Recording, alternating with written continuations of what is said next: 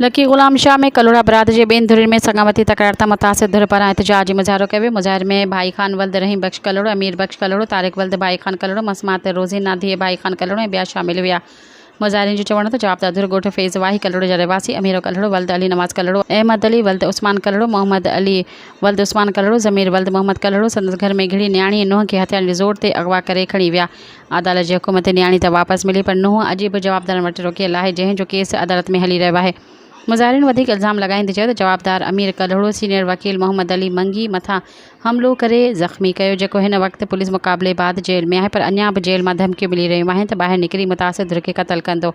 एहतजाज कंदड़ SSP Shikarpur DIG Larkana IG Sindh high court समेत वसवारनि खे अपील कई आहे त इंसाफ़ ॾिनो वञे ऐं जवाबदार खे सख़्त सज़ा ॾिनी मुंहिंजे ख़ानदान खे तहफ़ुज़ फ़राहम कयो वञे। सब्सक्राइब कयो अवामी न्यूज़ HD खे ऐं ताज़ा तरीन ख़बरुनि लाइ ॾिसंदा रहो अवामी न्यूज़ HD।